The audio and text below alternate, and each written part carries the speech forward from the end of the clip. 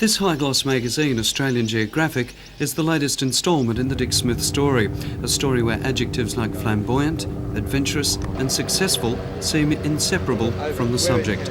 Now completely removed from his electronics empire and having satisfied his wanderlust for now, Dick Smith's entrance into the world of publishing has been spectacular. Australian Geographic's first issue on the 1st of January is now on its third run, selling more than 130,000 copies. In just 6 weeks, it's gained almost 60,000 subscribers, and the second edition is now being prepared for an April release. Not bad for a magazine that goes against the grain in many ways by being blatantly biased in presenting only the good and positive aspects of a story. You know what, when I came up with the idea of Australian Geographic, I said it's going to be biased, it's going to show the good side of things because there's too much knocking going on in the country. Now, I was told by some very respected publishers, Dick, you've got something to learn, it will not work, people won't buy it. Well, you wouldn't believe it, we now have 59,000 subscribers, over $1.5 million has been sent in. The first issue sold out in 10 days, we reprinted it, that's now pre-sold, and we've got a third reprinting coming. So it's just been unbelievably successful. It's this approach that will be taken for the special 20-page photo spread on Newcastle in issue number 3. Photographer Jim Sheldon has been working locally for 2 weeks, and Dick says the article will show the outside world that Newcastle has rarely reported. But no, I think one of the problems, especially in the Sydney media, we tend not to hear about Newcastle unless something's gone wrong, unless there's an industrial problem or something like that. And we're showing that there's plenty of positive things about Newcastle. Now, everyone who lives here knows that, but a lot of other people don't, and so that's what we're doing. The Australian Geographic feature on Newcastle, the good side of this industrial city, will appear at the newsstands in July. And listening to Dick Smith, I'd say we're going to have to be quick to get a copy.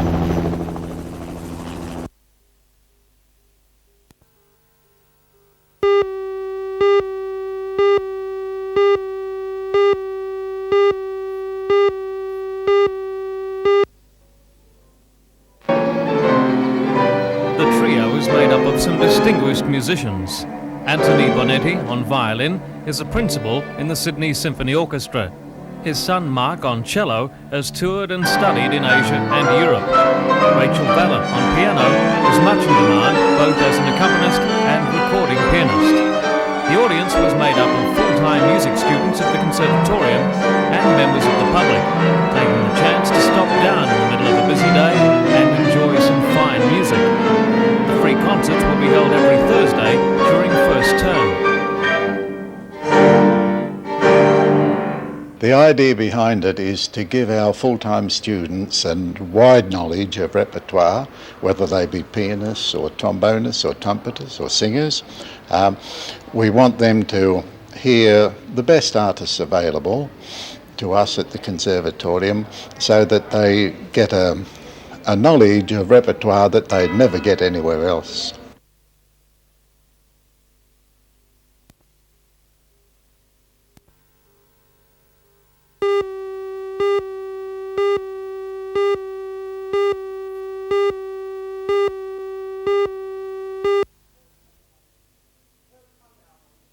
Oh, come now, Von Bruno.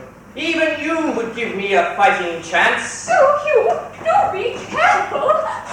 Very well, Captain. Defend yourself. Stand clear, Rosemary. This may be bloody. Yes. The Repertory Club's first offering for the year is a play that won't just appeal to the serious theatre-goer. It's a farce that sends up those old melodramatic detective movies that were made in the 30s.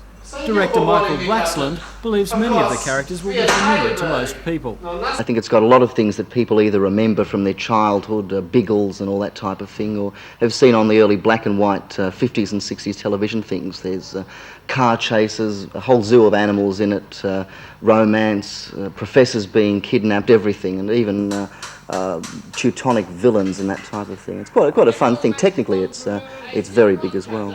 So it's not necessarily just for the serious theatre goers?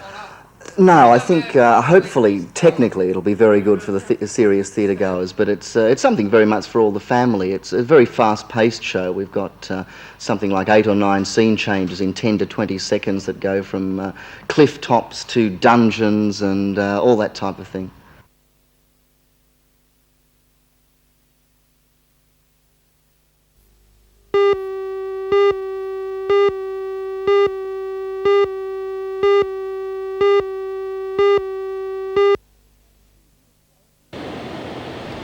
years ago, Kooragang Coal Services spent $45 million with the Japanese company IHI, the 6 stackers and 2 reclaimers.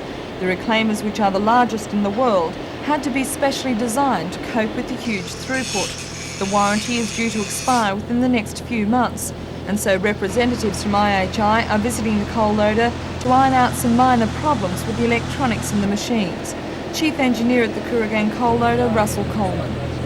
They've come today to have some discussions with us with respect to the performance of the machines because we are approaching the end of the 2-year defects liability period for the machines, and we have some minor items to discuss with them just to clarify our understanding with them of the position with respect to the machines at present. On the whole though, are you happy with the machines? More than happy with the machines, Janelle. The machines have performed up to expectation, bearing in mind they were the largest machines of their type in the world. They have performed up to the expectation of their design capacity.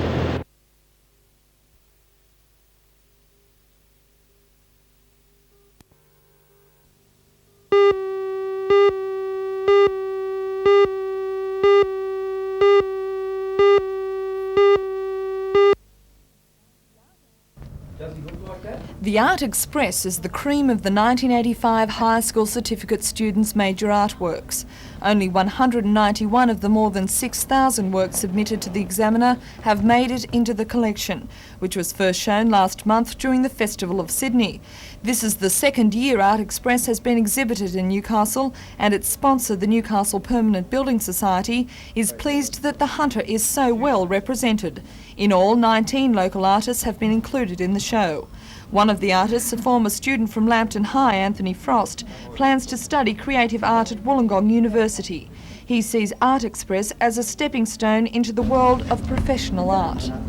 Anthony, what does having you work in Art Express mean? It means it boosts my self-confidence, and it means that I've succeeded in something that I really enjoy doing. Just the main thing. You want to carry on with art? Oh yeah, I'd like to, if possible. Yeah. Even though it is quite a hard field to get into? Yes, it is a hard field to get into, but all I can do is try, and if I succeed, then I'll be laughing. The works will be on display on the 6th floor of the Newcastle Permanent Building in King Street for the next 2 weeks.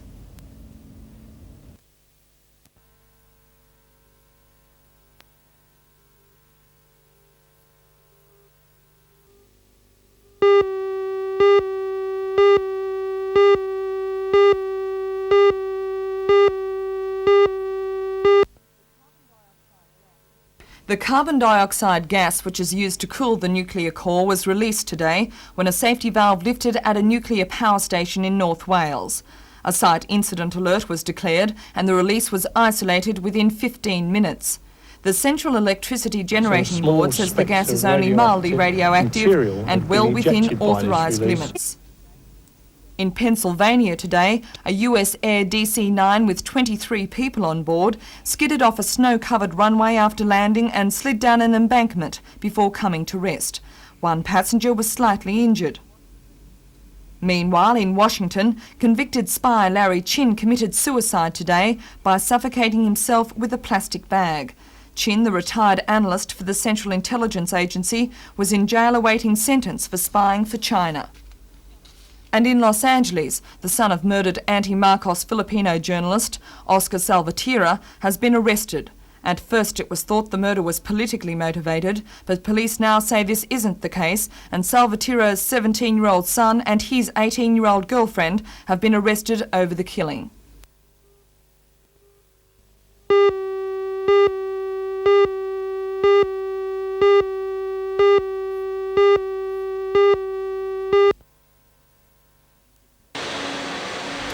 The project is the first of its kind in the Hunter region and involves the making of a personalised child's data card, complete with the necessary details and even fingerprints.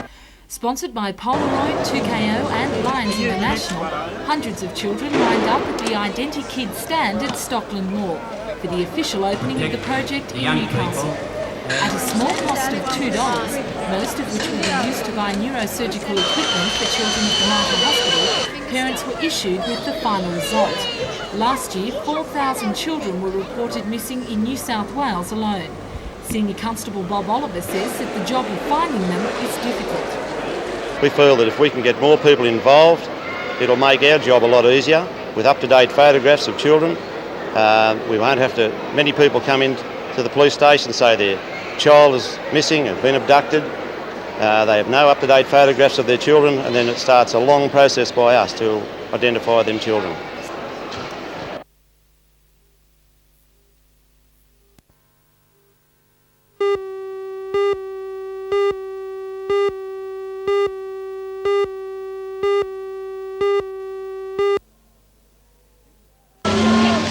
Students chose the open day at Edwards Hall to show their anger, handing out leaflets to visiting parents. 9 students who were residents at the hall last year have received letters stating that their applications for residence this year have been unsuccessful. According to the students, they have not been given any reasons for what they regard as unfair expulsions.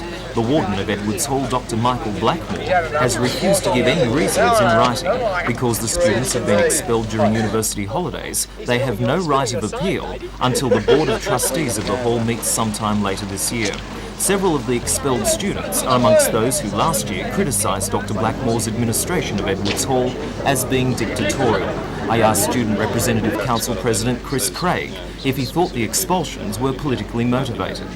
We don't know what motivation lies behind the expulsions. It may be politically motivated, or it might be because of their behaviour. If there are valid reasons for excluding them, they have to be told what these reasons are, and they should have the right of appeal against it. It's a basic natural right.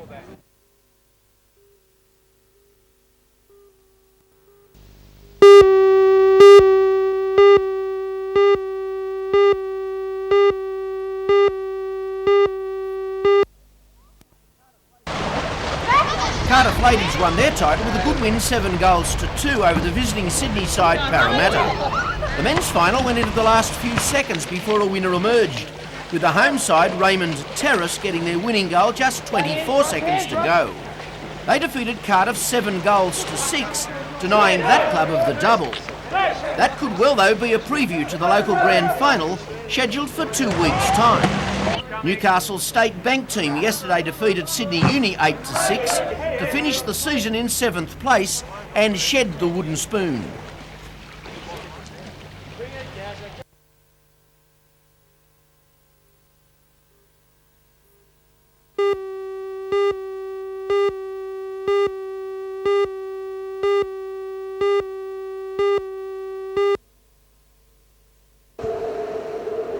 The impressive scow Rage of Our Town was originally bought by Fred Williams to be the fastest craft on Lake Macquarie. Yesterday it proved once again that nothing can touch it, opening up on the rest of the field from the very start. Strong winds made the scow fly, and she won by a clear 6 minutes. Second place went to a very different craft. The state skate class champion Guess What sailed by Jeff Hughes from the St George Club. He came home well ahead of Peter Williams' 505 top class. The result may well have been different if the best 505s hadn't been in Sydney fighting out the state title. Leading home the 16-footers was Newcastle Park Royal, sailed by David Anstey. But it was Rage of Our Town all the way, and it may be a long time before anyone knocks the scow off her throne.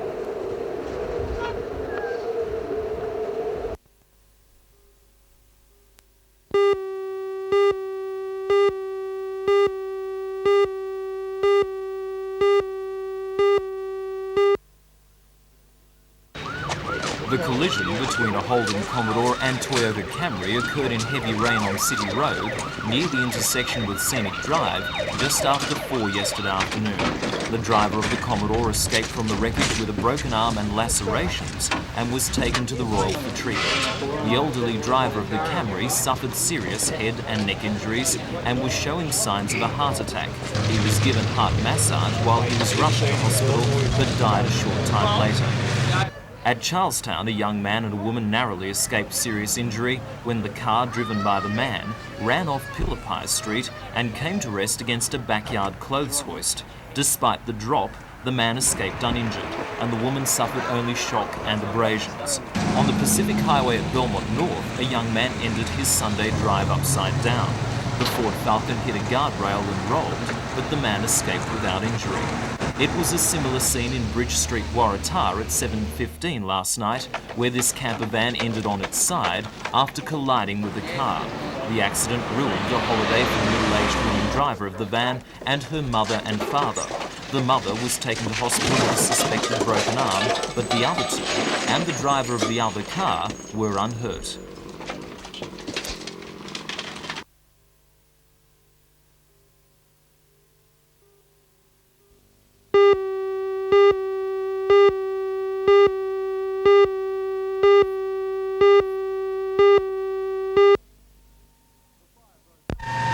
The fire broke out in the brick veneer house in Moani Street, Elibarna, shortly after 2:30 this afternoon.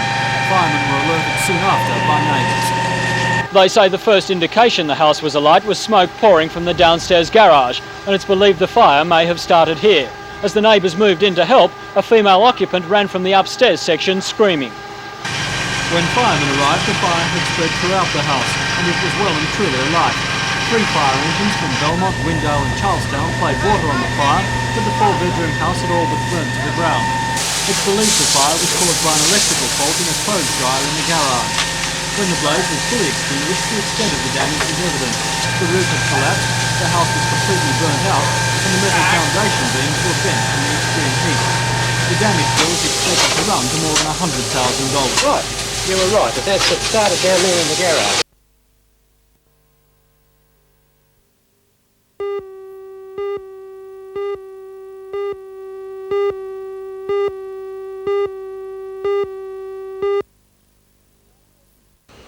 Nowhere can escape the relentless march of progress, and the rolling hills around Erina are no exception.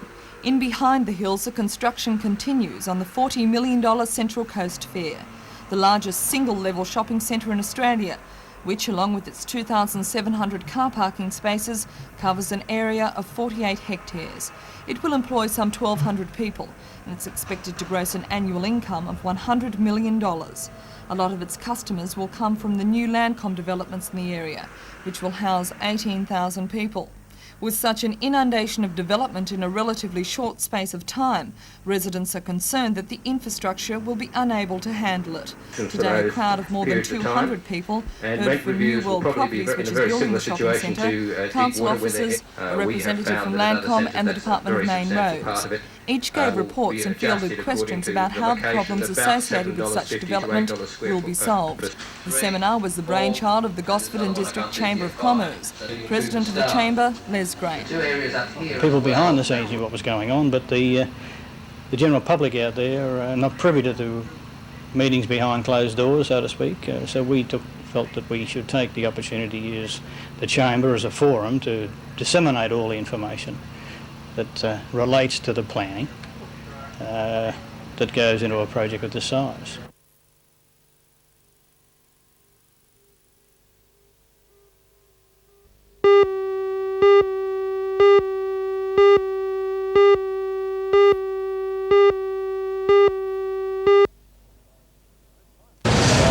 This highly modified Ford Falcon stand will go into service immediately for the Newcastle Taxi Services Co-op. Its sponsors, Closter Ford, proudly displayed a $30,000 vehicle, the first of its kind in Newcastle.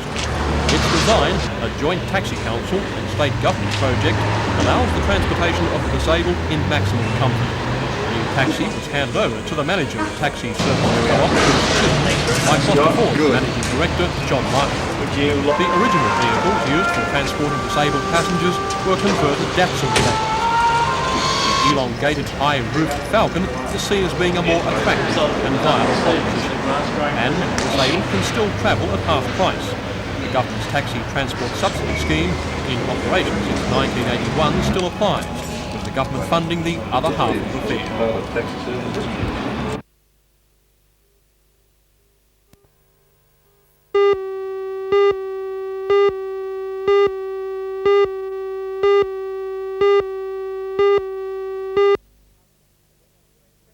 To be a threat Defending in champion place, Jack Peet and from also Newcastle joining in started this firm freight train favourite up front for the 1986 is the number crown, 91 provided he Bill takes his Chapman. place Jack in the Peet's field. gone. Pede has not raced at the Motordrome during past weeks, and his car has been driven by Jeff Wilson, so there remains speculation over Pede and his defence of the title. In Pede's absence, other local Tirana drivers Bill Chapman, Darryl Kime and Phil and Carl Hill have been performing strongly. Kime, a former production sedan driver, has been driving a borrowed car in recent weeks, no doubt with the intention of putting himself in strong contention for the New South Wales title. One of the visiting drivers who's expected to do very well in the championship is Kevin Stewart. Stewart comes from the Central Coast and, like Kime, has been in great form lately.